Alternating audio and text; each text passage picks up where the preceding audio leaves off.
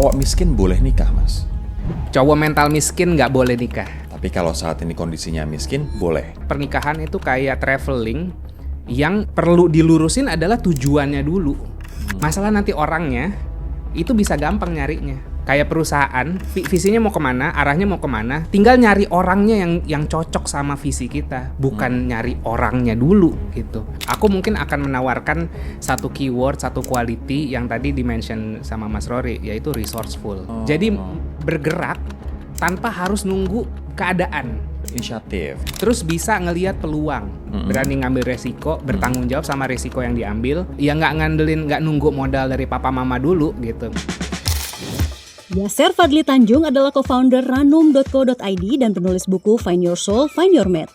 Melalui edukasinya tentang hubungan, Yasser membahas konsep pria resourceful. Bukan sekedar soal finansial, karena pria yang siap bukan yang sudah memiliki segalanya, melainkan yang mampu memaksimalkan apa yang ada untuk membangun masa depan.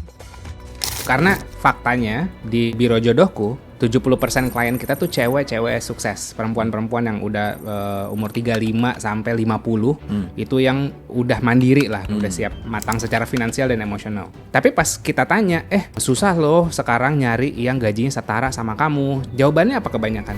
Nggak apa-apa, gaji di bawah gue juga nggak apa-apa. Gue nggak nyari gaji yang setara, tapi gue nyari dia orangnya bertanggung jawab sama diri dia sendiri apa enggak.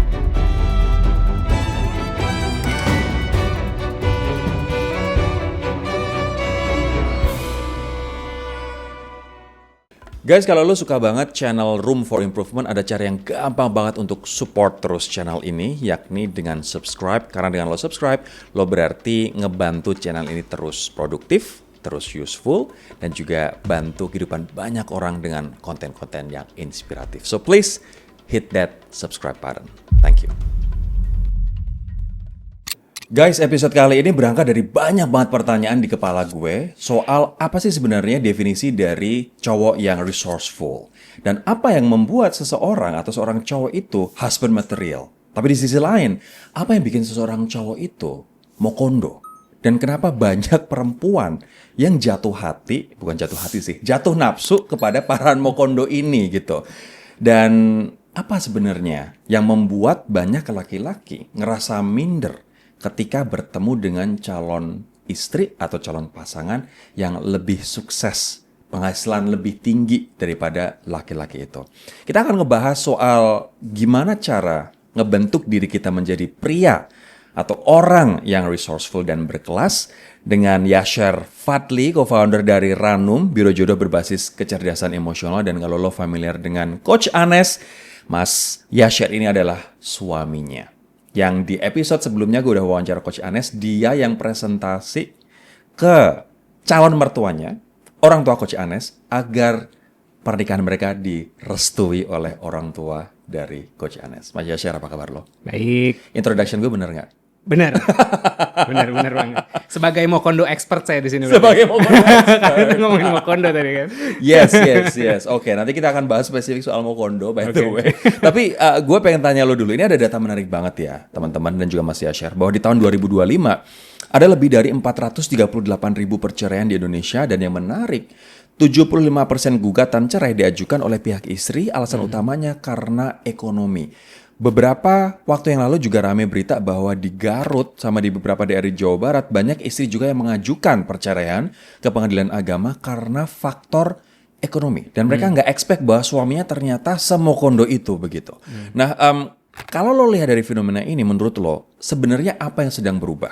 Perempuannya berubahkah? Laki-laki berubahkah? Atau arti dari pernikahan itu sendiri yang berubah? Mas Yasser. Aku rasa peradabannya udah berubah juga. Kita sekarang menjalani relationship pakai cara peradaban yang zaman dulu, padahal sekarang udah modern. Kayak gitu. Ya makin scatter sih. Kalau dulu mungkin masih homogen ya. Masih homogen means kayak gini. Peran dari wanita dan pria cukup jelas batasannya. Cowok nyari duit, cewek di rumah gitu. Tapi kan makin modern di sini batasannya makin blur. Udah nggak bisa kayak begitu. Iya, kayak gitu. Terus ditambah sosial media, perbandingan sana sini gitu kan. Terus arti dari pernikahan juga berubah gitu. Yang awalnya mungkin kayak ibadah atau survival, sekarang lebih ke companionship, lebih ke partnership gitu. Jadi secara whole gitu, secara keseluruhan sebenarnya kalau mau lihat secara helikopter view itu peradabannya memang berubah gitu. Dan kita karena kita masih menavigasi hubungan pernikahan pakai cara lama di dunia modern yang sangat perlu self awareness gitu buat kita ngejangkarin biar kita nggak ngebandingin sana sini gitu kan, pengen buru-buru gitu. Menurut lo sekarang berubahnya gimana? Orang ngelihat pernikahan kayak gimana, Mas Yashar? Gampangnya mungkin karena informasi banyak perbandingan yang mungkin dulunya gini, kalau gue zaman dulu deketin Anes dibandingin sama standar TikTok zaman sekarang, gue tuh red flag banget. Kenapa? Gue pasti red flag banget gitu, karena gue ghosting. Ingat gak yang aku punya keyword sama Anes, sejenak dan mari.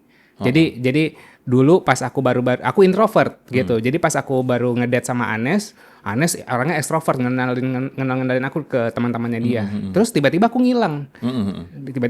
Padahal sebenarnya motivasi diriku sendiri adalah sebenarnya mau ngecas aja gitu. Tapi dulu aku belum bisa mengartikulasikan perasaanku. Jadi aku ngilang, ghosting kalau Zaman sekarang. Pasti ngilang sehari 2 hari tuh langsung kayak udah bikin thread mungkin. Jelek-jelekin gue gitu kan si Anes gitu kan. Tapi dulu untungnya belum ada thread dan untungnya Anes juga pengertian gitu di saat aku udah ngecas dalam tanda kutip, terus aku bilang gue tuh ngecas, terus dia bilang ya lu bilang aja sama gue gitu, gue tuh kita berdua udah dewasa, kalau lo butuh me time lo ngomong, ya udah kita pakai keyword deh, kalau ngomong sejenak berarti gue lagi mau me time ya, jangan gangguin lagi, terus kalau udah ngecas ngomong mari. Jadi ada relationship strategi di situ gitu. Nah itu salah satu contoh aja sih. Maksudnya kayak kalau zaman dulu tuh kayak kalau ada kesalahan-kesalahan kecil yang dilakukan pasangan kita, itu tuh masih ada willingness untuk memperbaikin gitu. Kalau sekarang langsung bikin thread. Iya, ilfeel sedikit putusin atau bikin thread. Apalagi itu thread tuh, maksudnya kayak di sosial media kalau kita curhat di luar, itu tuh bener-bener anggapannya kita luka. Ini kalau dianalogikan di fisik ya, kita luka. Kan harusnya kan intensif ya di rumah, di plaster, disembuhin sendiri gitu ya. Atau ke dokter yang benar-benar ahli. Ini luka terus lu keluar gitu ke jalanan, gue luka, lihat nih gue luka, makin infeksi. Anggapannya kayak gitu sih. Dan itu sekarang pernikahan atau relationship banyak yang seperti itu, Mas Yashar ya. Tapi by the way, ini yang membuat gue bertanya-tanya sih. 2 orang yang kemudian memutuskan untuk menikah, memutuskan untuk berkomitmen, tapi kemudian di tengah jalan mereka memutuskan untuk berpisah. Dan ini tidak perlu waktu yang lama-lama. Bahkan mungkin 2 tahun, bahkan mungkin 3 tahun. Gue melihat banyak sekali perceraian, bahkan di lingkup terdekat gue, yang 2-3 tahun udah memutuskan akhirnya berpisah. Menurut lo, apa yang salah? Karena pas mereka berkenalan, mereka masih pakai topeng yang sangat-sangat tebal, berlapis-lapis gitu, di saat dia akhirnya satu atap gitu kan, yang harusnya mereka sudah punya ekspektasi satu sama lain di masa pacaran gitu ya. Harusnya kayak dari pacaran ya, kalau emang gue ada something, vulnerable aja gitu. Buka-bukaan aja gitu. Bertelanjang rasa. Bukan hanya bertelanjang raga, tapi kita butuh bertelanjang rasa. Dan itu tidak dilakukan selama masa pacaran. Iya, akhirnya nanti kebuka.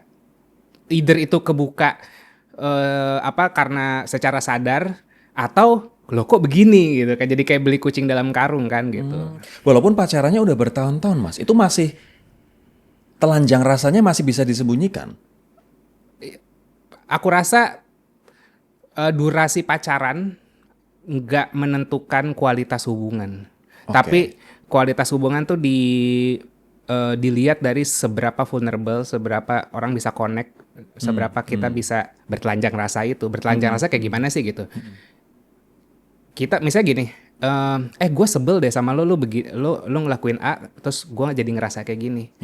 Kedengarannya simple, nggak semua orang bisa ngomong kayak gitu. Betul. Dipendem, atau curhat ke thread, lama-lama tuh akhirnya kena virus lah gitu akhirnya. Gitu aja tuh susah orang sekarang. Dan ke-trigger dikit meledak karena terpendam ini. Betul. Artinya sebenarnya yang bisa menjadi pemicu seseorang akhirnya memutuskan berpisah dalam pernikahan yang singkat, itu adalah komunikasi yang nggak jalan dan rasa yang terus dipendam. Betul. Nah, tapi banyak orang bilang bahwa ya gue udah pacaran 5 tahun kok. Walaupun tadi lo bilang bahwa lama pacaran tidak menentukan kita telanjang rasa atau enggak ya Mas. Tapi kan pacaran 5 tahun itu sebenarnya udah cukup untuk mengenal pasangan Iya. gitu. Tapi kenapa banyak orang yang udah pacaran lama begitu nikah malah bubar?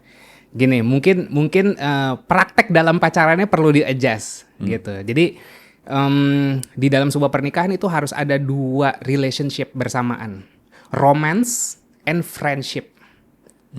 Romance itu adalah romantik ya. Romantik itu adalah saling memberikan kenikmatan satu sama lain. Oh, lu mau apa gua kasih gitu. Love language gitu kan, saling memenuhi love language. Friendship itu saling ngeselin satu sama lain.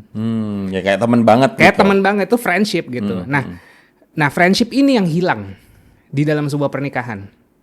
Gitu. Taunya kayak gue mau diratukan, gue mau dirajakan gitu. Tapi kalau temen gini.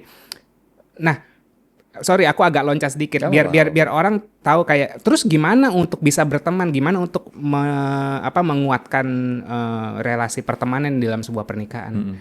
Susah bareng.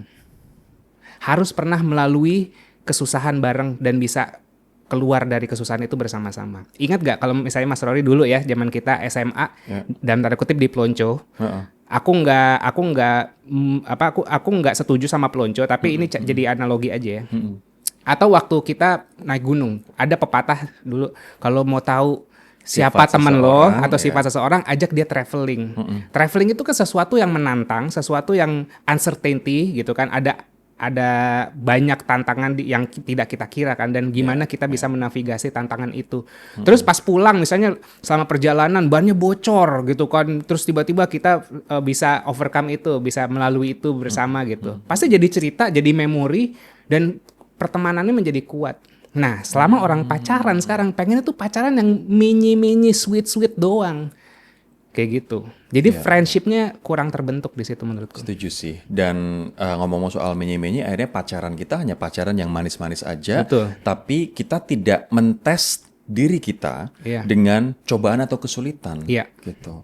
Tapi by the way, kalau misalnya pacaran, menurut kamu, gimana caranya kita mentes apakah orang ini genuine atau enggak, Mas? Orang ini sifatnya orisinal atau dia pakai topeng? Itu caranya gimana? Pas pacaran. Kasih tahu aja apa yang kita nggak suka dari dari pacar kita. Tapi maksudnya caranya juga, deliverynya, cara menyampaikan juga bukan kayak kurang ajar gitu. Ya, tapi harus kayak deep, dalam tanda kutip kayak deep talk kan. Orang banyak banget nih yang pengen deh deep talk gitu. Tapi pertanyaannya kayak, lo bisa gak menghadapi truth, menghadapi kebenaran, menghadapi kejujuran dari pasangan lo? Karena di saat deep talk pasti itu unek-unek keluar semua. Dan itu harus kayak setting environment, setting lingkungannya itu harus aman. Jangan kayak lagi nyetir, lagi ribet, terus kayak kamu sama mantan kamu ngapain aja, ya, ribut gitu. Pasti. Gitu kan. Atau lagi masak, lagi ribet, lagi ngurus anak. Kamu bosen gak sih sama aku? Yuk, ribut banget pasti gitu. Tapi itu pertanyaan gak salah.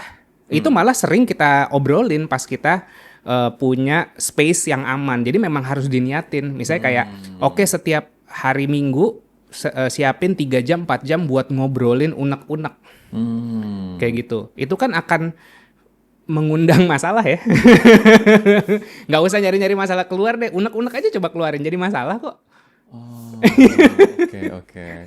Gitu. Kalau kita punya teknik pernikahan kita namanya OVU trip. Apa itu? Ovulation trip. Ovulation trip. Iya, jadi kita sebagai laki-laki perlu tahu menstrual cycle-nya cewek. Supaya kita juga bisa adjust. Misalnya kita tahu dia lagi PMS, ya udah sayang-sayang gitu. Tapi moodnya dijaga. It's okay. Tapi kita balas nanti pas ovulasi, dia pasti nyeruduk. Ngeong-ngeong dia pasti. Iya kan? Gitu. Nah, kita memanfaatkan momentum itu dengan staycation. Jadi setiap bulan anggapannya kita bulan madu. Oh gitu. Yes, jadi setiap bulan, misalnya dia dapat tanggal 1 gitu kan. PMS. Berarti kan PMS tanggal 1, ovulation itu 2 minggu setelah hari pertama kan. Jadi langsung book Airbnb, staycation 4 hari 3 malam lah. Seruduk deh itu ya. Seruduk berantem. Berantem, nangis-nangisan, bercinta. Berantem lagi, nangis-nangisan, bercinta. Tapi emang udah diniatin. Abis itu pulang lega. Oke, dan di situ kalian bisa sharing unek-unek masalah atau hal yang tidak disukai dari pasangan kalian. Betul. Oke, menarik banget sih. Gitu. Kadang-kadang orang bilang gini, aduh gimana ya chemistry-nya nggak dapet. Lu nggak tahu cara buat chemistry. Orang banyak kayak, aduh Dikiranya chemistry cuman di dating doang, chemistry udah habis, kayaknya gue udah nggak cinta lagi. Itu chemistry yang lo nggak sadari, yang cuman kayak biologis doang, bukan yang strategik gitu. Ya, artinya kalau misalnya kita memang pengen tahu sifat asli partner kita sampaikan dengan bijak, dengan diplomatis, dengan lingkungan yang sudah kita set nyaman, aman, ya kan, safe space untuk kita ngomong apa yang kita tidak suka dari pasangan kita ya. Dan apa yang disuka pun nggak apa-apa. Why not? Iya kan? Ya. Dan ketahui menstrual cycle dan juga ovulation cycle yang dia nyuruduk gitu ya. Kita udah suami istri ya, bebas dong ngomongnya dong. Benar.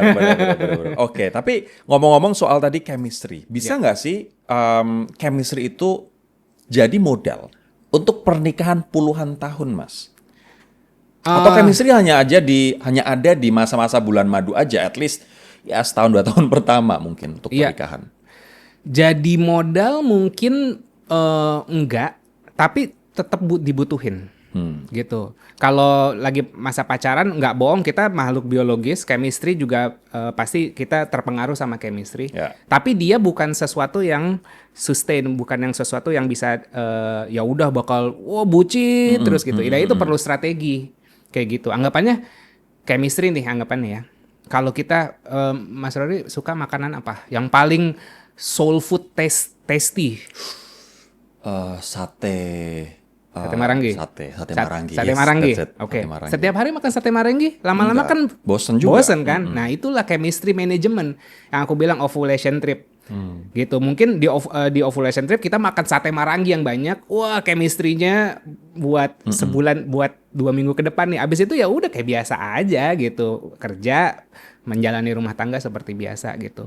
Tapi kalau cuman ngandelin kayak nunggu chemistry, aduh nggak ada sparknya deh, nggak bakal dateng. Itu cuman dorongan hormon saat kalian muda, hormon kalian testosteron itu lagi naik, ya wajar aja nyeruduk. Tapi itu kan jadinya kita ngebuat keputusan based on nafsu jadinya kan gitu. Artinya spark tuh juga harus diciptakan terus-terusan. Betul. Ya, diusahakan terus-terusan spark itu.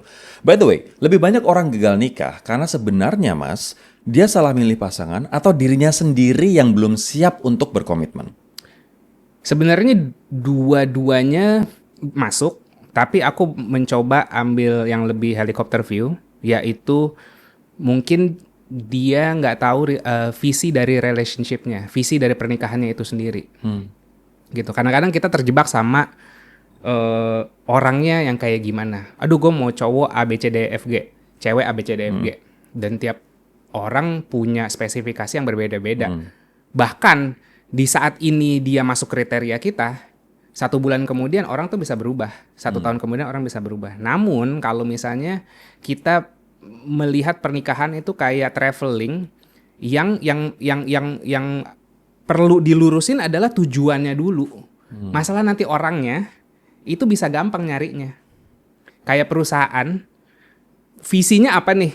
Kita mau kayak misalnya visinya mau kemana, arahnya mau kemana, tinggal nyari orangnya yang cocok sama visi kita, bukan nyari orangnya dulu gitu. Kalau nyari orangnya dulu akan berubah-berubah. Tapi kalau misalnya ada visinya bareng, satu sama lain seorang individu akan mencoba ngusahain visi itu bareng-bareng. Nah ini yang banyak tidak dipunyai oleh pasangan masa kini, yakni visi barengnya apa? Iya. Ada yang ibadah, ada yang berbisnis, ada yang pleasure, senang-senang doang. Dan setiap pernikahan unik. Gitu.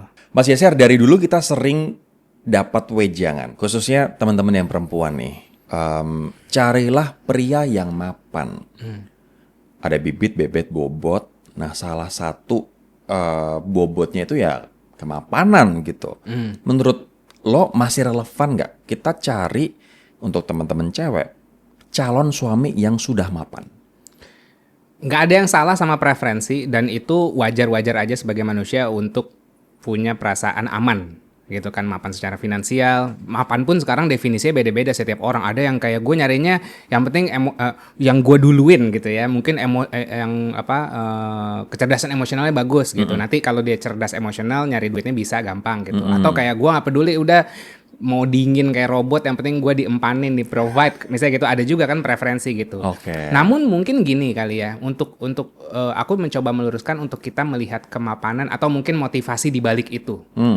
Motivasi di balik orang nyari mapan kan itu sebenarnya gini. paling gampang itu ngelihat sinyal. Gini, mungkin di belakang itu orang itu pengen kayak gini. Gue nyari orang yang provider yang bertanggung jawab. Ya. Kemapanan adalah sebuah sinyal atau tanda dia bertanggung jawab. Contohnya manifestasinya turunannya adalah kayak uangnya banyak, jabatannya tinggi.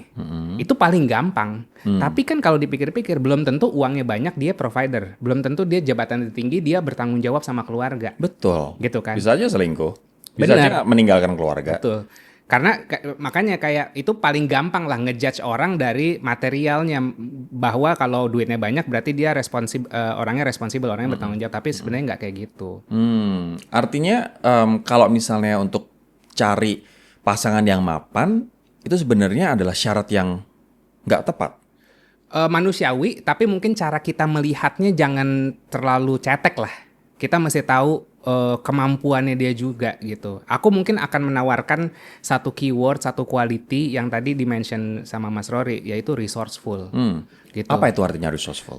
Jadi resourceful itu gampangnya nih, kalau misalnya kamu nonton Marvel gitu ya, ada satu Tony Stark ditaruh di dalam goa, terus dia nggak dapat peralatan canggih, terus tiba-tiba keluar dari goa jadi Iron Man gitu kan. Itu resourceful, dia bisa memanfaatkan apa yang ada di sekitarnya. Kalau bisa dibilang kalau aku pinjem tuh mental perintis lah. Jadi bergerak tanpa harus nunggu keadaan. Inisiatif Inisiatif, iya. Terus bisa ngelihat peluang. Gitu, bisa ngelihat peluang, berani ngambil peluang, berani ngambil resiko, bertanggung jawab sama resiko yang diambil, gitu kan. Ya nggak nunggu modal dari papa mama dulu gitu, nggak nunggu dibantu gitu. Walaupun sebenarnya jangan sampai kita terjebak jadi hyper independent juga gitu. Tapi maksudnya resourceful itu, kalau orang resourceful, at least dia bertanggung jawab untuk diri dia sendiri. Dan kalau dia bertanggung jawab sama diri dia sendiri, dia bisa bertanggung jawab untuk keluarga. Artinya resourceful itu tidak berarti dia harus mapan dulu, dia harus tajir dulu, Mas? Enggak harus. Enggak harus. Iya. Artinya itu kalau misalnya ini buat improvers perempuan, cari cowok, carilah yang resourceful, bukan cari yang mapan. Bukan cari yang sekedar kaya mungkin. Bukan cari yang sekedar kaya. Emang resourceful ini akan membawa cowok dan membawa hubungan suami istri ke arah mana, Mas? Setidaknya chance-nya lebih besar karena dia punya kemampuan untuk menavigasi hidupnya sendiri tanpa ketergantungan sama pihak luar dulu. Punya independensi, punya kemandirian. Artinya chance-nya untuk dia sukses lebih besar daripada yang cuman dapat warisan dari papa mama. Misalnya kayak gitu. Terus rupanya karena keenakan hidupnya, akhirnya dia nggak punya skill survival gitu. Terus giliran ekonomi lagi terpuruk kayak gini, terus dia bingung dia mau ngapain gitu kan. Tapi kalau orang yang anggapannya yang udah biasa susah, yang pakai modal dikit aja dia bisa striving, apalagi pakai modal banyak. Kayak gitu sih. Artinya kalau misalnya bisa dia adalah perintis dan dia misalnya self-made man, self-made millionaire atau billionaire gitu, itu resourceful. Bisa dibilang kayak gitu. Gitu. Jadi memanfaatkan apa yang dia punya saat itu. Mungkin bahasa lebih mudahnya adalah carilah orang yang bermental pejuang, orang yang nggak manja, orang yang independen, walaupun mungkin dia belum kaya. Tapi kalau misalnya dia mental pejuang, dia perhatian, dia mau provide untuk pasangannya dan bertanggung jawab, itu adalah ciri-ciri laki-laki yang suamiable. Iya. Tanya, coba bisa kasih testimonial. Coach Anes bisa cari testimoni. Karena maksudnya kayak aku mungkin ya kalau dari pengalaman hidup kan kayak aku nikah sama Anes juga bukan dengan status ekonomi yang sama gitu. Anes mungkin bisa dibilang anak privilege gitu. Aku yang pedagang jalanan lah, nggak bisa dibilang kayak gitu. Tapi aku ngelihat Anes mungkin ya based on testimoni istri gue juga sih, tapi nggak enak ya ngomong kayak gini ya. Maksudnya kayak ya dia kadang-kadang aku juga nanya, lu kenapa mau sama gue sih gitu. Gue kan gajiku dulu lebih kecil daripada Anes gitu. Gajiku lebih kecil gitu. Tapi ya mungkin Anes ngelihat kayak ya walaupun gaji lo lebih kecil, tapi lo datang dari minus. Gue datang dari 1. Sekarang posisi gue di 3. Lo datang dari minus 5 let's say. Sekarang posisi lo di 2. Perkembangan lo udah 7 tingkat. Perkembangan gue baru 2 tingkat. Orang kadang-kadang lihat itunya aja, surface-nya aja, hasil akhirnya aja. Lihat prosesnya juga. Dan akhirnya sekarang justru malah tidak hanya menjadi suami istri, tapi kalian juga business partner. Yes. Ngejalanin bisnis matchmaking atau biro jodoh ini bareng-bareng gitu. Yes. Wow. Oke. Ini menarik banget sih. Jadi kalau misalnya ada penonton cowok sekarang gilirannya yang bilang, Bang, gue belum sukses saat ini. Tapi gue pengen jadi cowok resourceful. Apa yang harus dilakukan oleh cowok ini? Satu, assess apa yang lo punya. Gitu, dari segi material dan non material. Wah, duit di rekening gue tinggal 250.000 misalnya gitu, atau gue punya skill apa gitu. Jadi assess dulu apa yang gue punya dari yang material sampai yang non material. Even though kayak misalnya, aduh nyokap gue punya motor nggak kepake nih di rumah gitu, apa gue pakai aja ya gitu. Itu di resource aja gitu. Apapun yang within your control gitu, material dan non material yang bisa kamu kontrol, yang bisa kamu nggak harus minta dari orang lain, tapi benar-benar kayak, mah pinjam motor, gue mau ngojek misalnya kayak gitu ya, let's say list gitu. Terus cari cara, oke, dari list yang gue punya, gue bisa berbuat apa? Bukan kayak nunggu, kayaknya gue mau jadi content creator tapi gue harus punya kamera yang bagus dulu. Enggak kayak gitu mainnya gitu. Kalau mau jadi cowok yang resourceful kayak gitu. Jadi dan udah tahu apa yang dia punya dari material dan non material, terus bikin goal.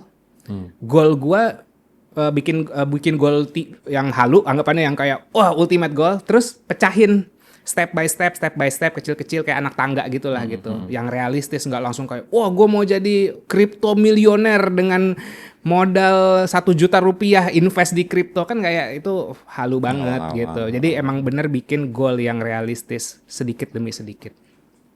Harus punya modal berapa sih? Harus punya kekayaan berapa sih untuk seorang laki-laki nyaman melamar dan menikahi perempuan? Setidaknya dia mandiri buat diri dia sendiri, gitu. Setidaknya dia mandiri buat diri dia sendiri. Tapi kan ya aku ngerti sih banyak cowok-cowok yang kayak gue cuman baru bisa diri gue sendiri doang nih, gimana mau gue provide istri gue. Itu tergantung sih. Kalau misalnya kalau dapat calon istri yang makanya bertelanjang rasa di depan tuh sangat penting gitu. Gue punya ABCDFG. Kadang-kadang tuh banyak yang nikah itu financial situationnya tuh nggak dibuka. Dari pacaran buka aja, why not gitu. Orang tuh kadang-kadang kayak malu gitu kan, atau takut gitu. Ya ini mau berlayar bareng bersama, masa rahasia-rahasiaan gitu. Tapi tunggu Mas Yaser, waktu lo dulu ngelamar Mbak Anes dan lo presentasi ke orang tuanya, yang lo bilang tadi Mbak Anes termasuk orang yang privilege karena orang tuanya berpunya. Iya. Lo juga buka-bukaan soal kondisi ekonomi lo ke mereka dan ke Mbak Anes. Dan apa yang mereka nilai dari itu? Apa yang mereka pikirkan ketika lo membuka your economic status? Oke. Jadi mungkin mundur sedikit ya. Aku kan ditolak 2 kali nih sama papa mamanya. Sama papa mamanya ditolak 2 kali? Ditolak 2 kali aku kelamar gitu. Datang pakai sepeda. Rambut gondrong pakai sandal jepit. Serius. Pagernya ya 2 gitu lagi. Jadi buka pagar, cek naik sepeda. Cek. Lah ada pagar lagi. Cek. Bayangin, rumahnya 2 pagernya gitu. Wow. Gue pakai sepeda gondrong waktu itu. Di Jaksel ya nih. Iya, gitu kan.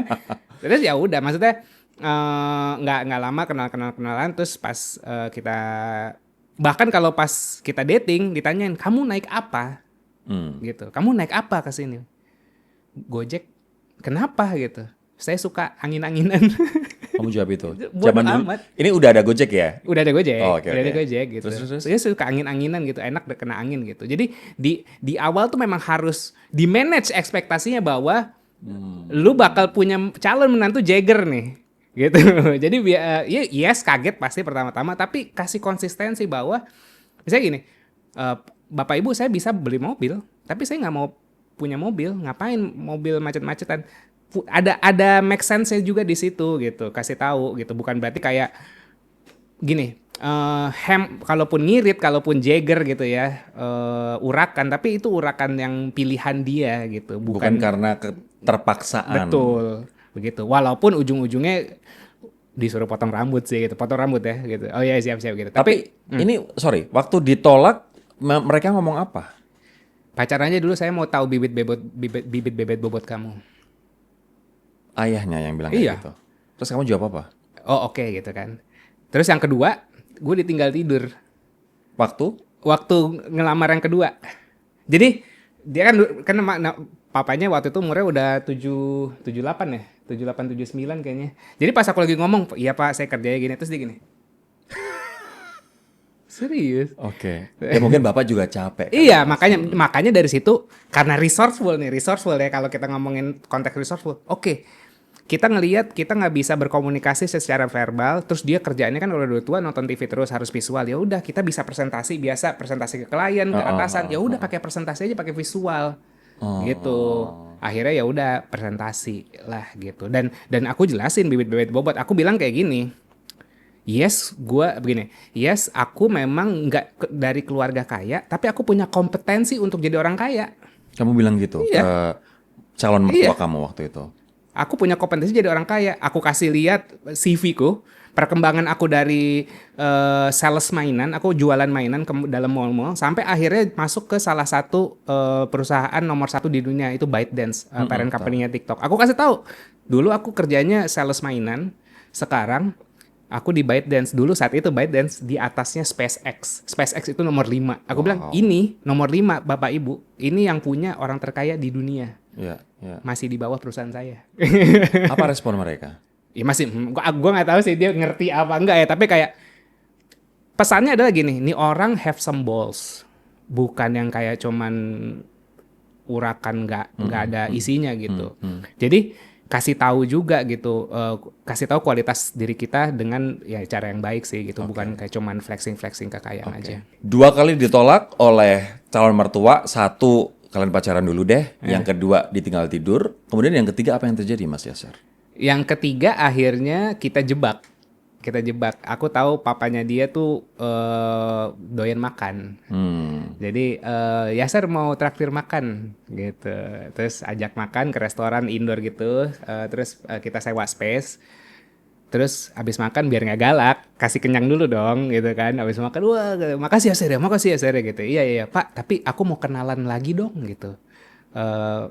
Boleh gak aku kasih aku waktu untuk aku bisa berkenalan lagi sama Bapak Ibu gitu. Terus nggak lama cek aku bawa standing TV. Cek gitu. Standing TV. Iya.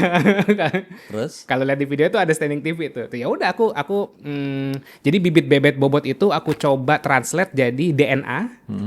Kompetensi dan filosofi hidup.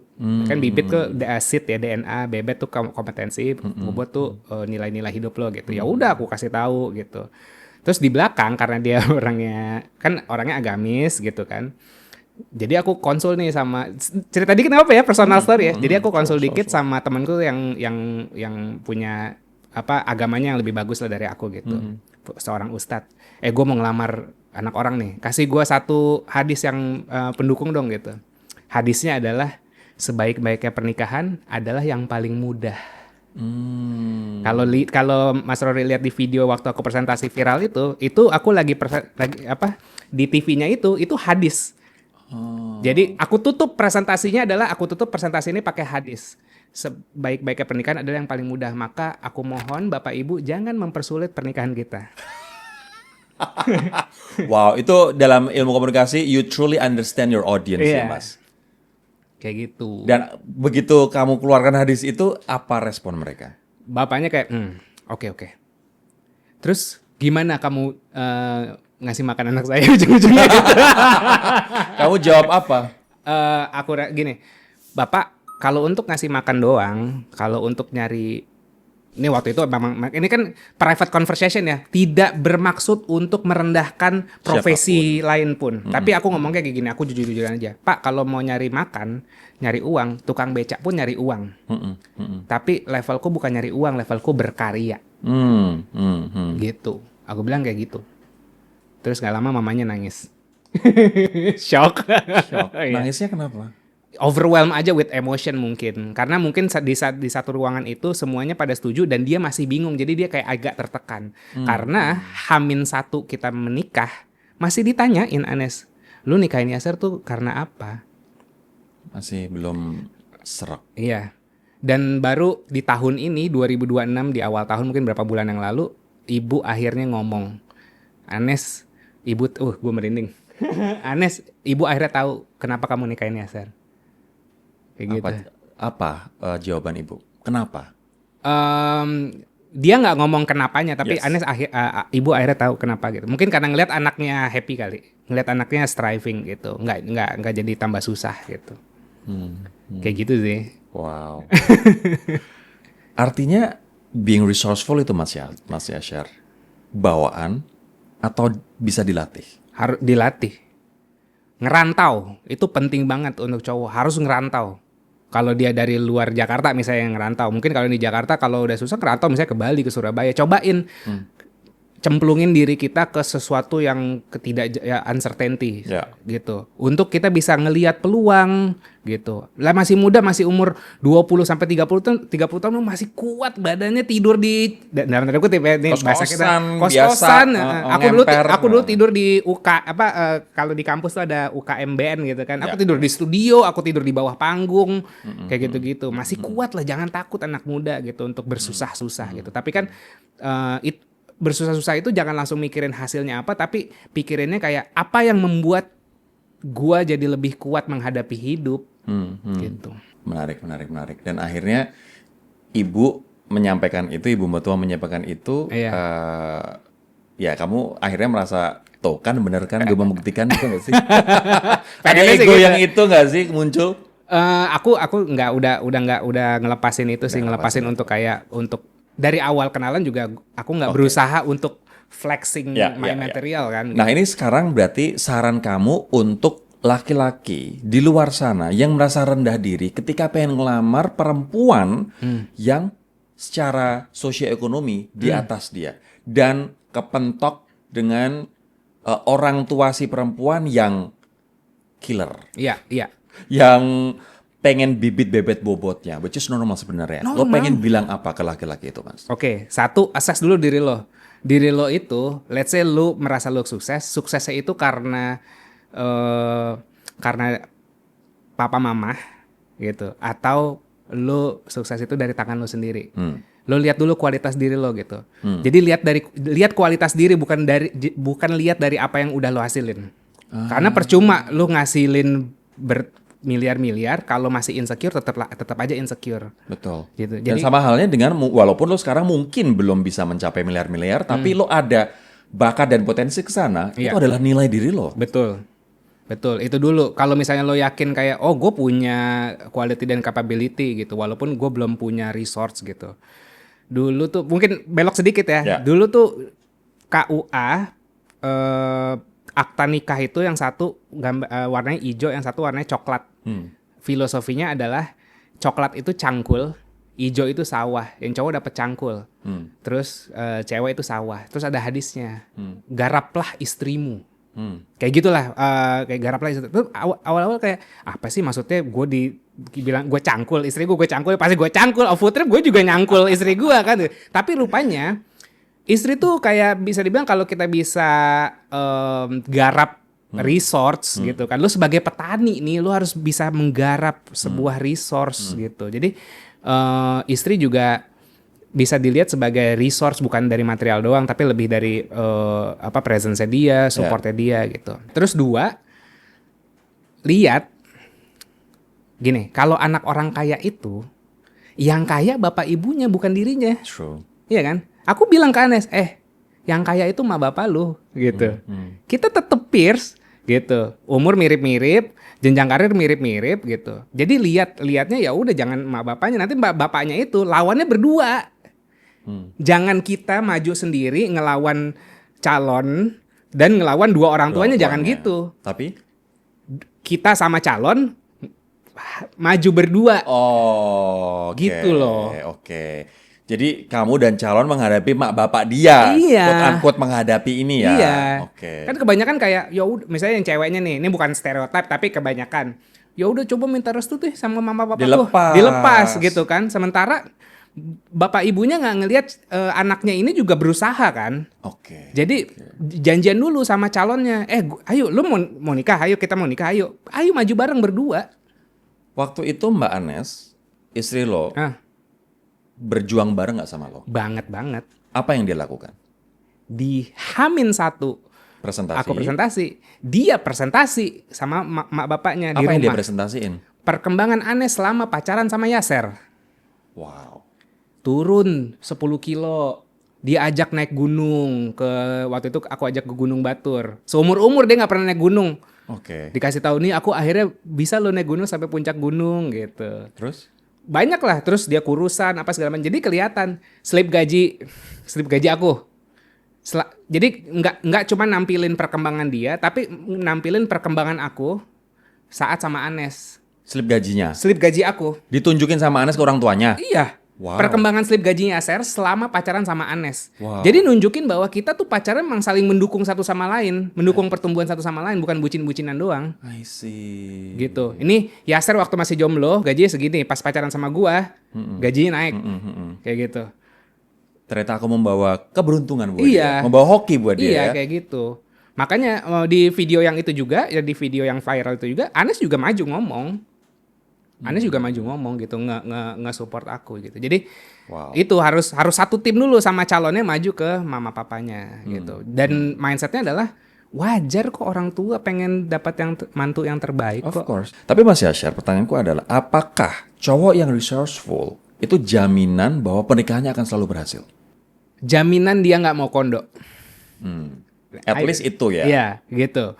Perihal gini, keberhasilan pernikahan itu bukan dari satu pihak doang, bukan dari satu pihak laki-laki yang resourceful apa enggak. Setuju. Istrinya juga gimana gitu kan. Jadi ngelihat pernikahan tuh kayak padel sepeda kanan kirinya harus sama-sama effort gitu. Enggak cuman kayak kalau cowoknya resourceful udah pasti oke gitu, enggak juga. Jadi Yeah. kita harus ngelihatnya harus lebih luas lah. It takes two to tango lah ya, Betul. antara suami dan istrinya. Guys, gue harap lo suka banget dengerin episode ini. By the way, episode ini tidak hanya bisa disimak melalui YouTube, tapi juga melalui Spotify. So please follow Spotify Room for Improvement dan jangan lupa kasih bintang 5 ya. Yuk kita lanjutin lagi obrolannya.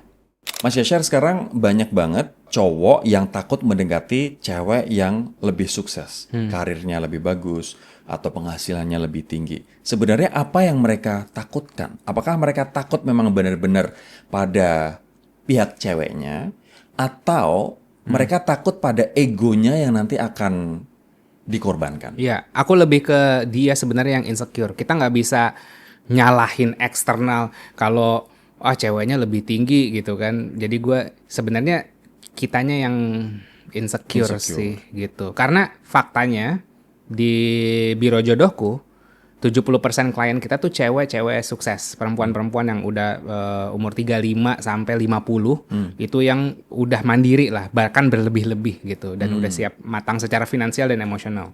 Nah, kan sekarang di tempat kerja lebih banyak cewek ya. Cowok sekarang kayaknya lebih seneng tuh entrepreneurship gitu kan. Sementara cewek sekarang kalau kamu lihat di kantor-kantor pasti banyak karyawan tuh cewek gitu. Lebih stabil mereka. Nah, kalau direfleksikan ke klien aku, gaji tinggi-tinggi gitu. Tapi pas kita tanya, susah loh sekarang nyari yang gajinya setara sama kamu, cowok yang karena misalnya dia udah jadi VP atau general manager dan segala macam. Jawabannya apa kebanyakan? Nggak apa-apa. Gaji di bawah gue juga nggak apa-apa. Gue nggak nyari gaji yang setara, tapi gue nyari dia orangnya bertanggung jawab sama diri dia sendiri apa enggak. Oh, ini klien cewek Iya. Iya. Pada bilang begini. Iya. Jadi yang di mata cewek-cewek ini yang penting dia bertanggung jawab pada dirinya sendiri atau enggak gitu. Iya. Indikasi pertama adalah dia mandiri dulu sama buat dirinya sendiri, terus ya udah dia punya manajemen emosi yang bagus apa enggak. Gitu. Karena di saat dia udah mandiri dan mandiri dari segi finansial dan punya kecerdasan emosional yang bagus, dia pasti udah nggak perlu diajarin untuk jadi suami provider, udah nggak perlu diajarin lagi, dia tahu untuk jadi suami itu mau ngapain gitu. Jadi sebenarnya banyak kok cewek-cewek based on my client ya, itu tuh nggak masalah sama yang gajinya lebih kecil gitu. Tapi tunjukin kualitas lo bahwa lo orang yang bertanggung jawab, bukan cuman gaji lo kecil atau besar aja. Oke. Dan apalagi yang klien-klien cewek ini butuhkan dari calon suami ketika posisi mereka sudah tinggi, Mas? Bisa diajak ngobrol, punya kuping yang bagus, bisa mendengarkan, bisa manage emosi, gitu. Jadi sekarang cewek-cewek mandiri, cewek-cewek independen tuh udah nggak ketarik lagi sama uangnya cowok, tapi ketariknya sama emotional availability. I see. Maksudnya apa tuh? Emotional availability itu tuh ketersediaan emosional, bisa diajak duduk nggak buat curhat satu sama lain. Percuma lah uangnya banyak tapi abis itu sibuk-sibuk kerja, terus di rumah jadi dingin gitu kan. Ntar ujung-ujungnya retak juga gitu. Apakah klien-klien cewek ini keberatan ketika yang menjadi breadwinner adalah si cewek, sementara yang cowok jadi ayah rumah tangga atau suami rumah tangga? Kalau based on klien kita, nggak ada yang visinya jadi breadwinner.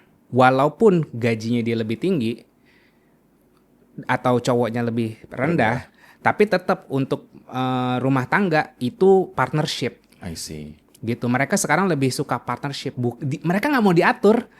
Mereka kan ada tuh yang kayak kalau bukan donatur dilarang ngatur. Ya. Itu yang miskin-miskin aja lah bisa dibilang gitu kan. Karena dia nyariin donatur gitu. Mental miskin Mental walaupun dia miskin, udah benar. punya apa aja tapi minta didonatur gitu. Klien-klien kita tuh nggak kayak gitu. Gua nggak butuh donatur dan gua nggak mau diatur. Betul. Ya kita sepakat bahwa namanya pernikahan, namanya partnership, itu support each other dan mengupayakan, mengusahakan bersama-sama. We build this together gitu. Iya. Nggak harus kerja bareng kayak aku sama Anes gitu. Kalian pasti punya resep dan strategi masing-masing untuk menavigasi rumah tangga gitu. Tergantung balik lagi dia resourceful apa enggak. Gue punya ini. Resourceful itu kan dia sadar apa yang dia punya apa aja gitu. Gue punyanya ini, lo punyanya ini. Kita cari jalan tengah, kita build something. Oke. Mas, selain resourceful, sekarang yang lagi ngetren adalah istilah high value man. Diukur dari apa high value man? Pekerjaannya kah? Rumahnya kah? Mobilnya apa? Gajinya berapa? Atau apa? Aku rasa itu keyword-keyword yang dibikin sama orang-orang yang insecure supaya dia merasa berharga. Oh ya? Gua nih high value, lo low value. Padahal apa sih value gitu? Coba deh tanya sama orang yang dia keluar-keluar high value man. Coba tanyain apa sih maksudnya high value? Paling secetek kayak, wah gua cantik, gua kaya gitu kan. Gua punya apa? Tabungan. Iya kayak investasi. gitu-gitu, materialistik lah gitu. Padahal sebenarnya kalau di kita value tuh bukan itu, gitu. Value itu sebenarnya prinsip-prinsip yang kita prioritaskan sebenarnya, gitu. Kalau di Ranum ada namanya Ranum Kompas, itu kita pakainya motivational value, gitu. Jadi semua orang punya value, tapi bedanya dia prioritasinnya yang mana aja, gitu. Apakah perempuan juga harus jadi high value woman sebelum menikah? Dan ketika dia expect high value man? Makanya dari itu, aku rasa nggak ada high value low value, adanya cuman value, gitu. Nggak ada masalah kecil, nggak ada masalah besar, yang ada cuman masalah. Value juga kayak gitu. Value tuh tergantung persepsi kita untuk melihat sebuah orang gitu. Dan itu semua subjektif, nggak ada standarnya gitu. Makanya aku bilang keyword-keyword itu tuh dipakai buat jualan, buat nyari attention aja sebenarnya. Nggak ada tuh high value, low value. Di dalam psikologi, di dalam ilmu-ilmu psikologi ya, aku udah baca-baca nggak ada itu high value, low value gitu. Yang ada cuman value. Gitu. Value apa sih? Ya udah prinsip-prinsip hidup lo yang lo pegang gitu. Ya, nah, semua orang kan punya. Betul. Gitu kan? Betul. Jadi istilah high value, low value itu nggak ada, yang ada adalah value. Iya. Tapi kalau resourceful itu sangat bisa dilatih dan itu yang membedakan kita dengan orang lain. Yes. Oke. Sekarang kita ada di segmen rapid fire question. Iya. Mas Yashir, aku akan tanya cepat. Please jawab cepat, tapi along the way kita akan elaborate at Iya. some point ya. Cowok miskin boleh nikah, Mas? Cowok mental miskin nggak boleh nikah. Tapi kalau saat ini kondisinya miskin, boleh. Boleh. Why Asal? not? Siapalah aku bisa melarang-melarang. Gitu. Asal syaratnya? Asal syaratnya resourceful. Oke. Lebih bahaya mana buat pernikahan? Laki-laki yang nggak punya uang atau laki-laki yang nggak punya tujuan hidup? Nggak punya tujuan hidup. Cowok mau kondo itu lahir karena didikan, mentalitas, atau karena nggak mau berusaha? Nggak mau berusaha. Kenapa? Ada yang dididik. Aku punya, ini cerita sedikit ya. Ada sebuah keluarga, istrinya itu aktivis, pengacara, sukses. suaminya seniman, leye-leye di rumah ngelukis, gajinya nggak seberapa. Works, pernikahannya sampai sekarang, sampai detik ini puluhan tahun. Anaknya ngelihat bapaknya dalam tanda kutip, kalau dipakai term sekarang tuh mau kondo bapaknya gitu. Cuman ngopi, ngerokok, ngelukis gitu lah ya, seniman gitu. Tapi works gitu. Jadi kalau dilihat dari kacamata sekarang itu pasti mau kondo. Tapi kan kalau kita lihat dari kacamata orang yang di dalam gitu, itu nggak mau kondo. Dia tetap berusaha, dia menjalani passionnya. Yang dia memang strength-nya gitu, kekuatannya di situ. Dan mungkin dia emotional provider tadi ya untuk si istri ini gitu. Betul. Oke, berarti mokondo itu tidak serta-merta harus soal harta benda doang. Maksudnya untuk tidak menjadi mokondo, tidak serta-merta soal harta doang, tapi bisa dari sisi yang lain. Apakah dia emotionally providing, apakah dia misalnya bertanggung jawab, dan provide safe space lah buat istrinya ya. Kalau cowok umur 30 plus masih tinggal sama orang tua, itu red flag atau masih wajar? Red flag begini, wajar kalau itu pilihan. Oke. Kalau dia nggak bisa punya pilihan sendiri di umur 30 tahun. Misalnya gini, gue memilih tinggal sama orang tua gue, it's okay. Tapi kayak gini, aduh orang tua gue nyuruh gue di rumah lagi, gue nggak bisa nolak, itu red flag. Itu red flag. Lo nggak punya prinsip. Oh, artinya kalau keterpaksaan itu red flag, kalau pilihan itu green flag. Iya. Karena pilihan bisa jadi karena orang tuanya sudah tua, sakit-sakitan misalnya ya. Iya. Lebih penting mana? Penghasilan besar atau kemampuan menyelesaikan masalah menurut lo? Kemampuan menyelesaikan masalah. Problem solving comes with big money. Oke. Apakah ego laki-laki memang masih sulit menerima kalau istrinya lebih sukses?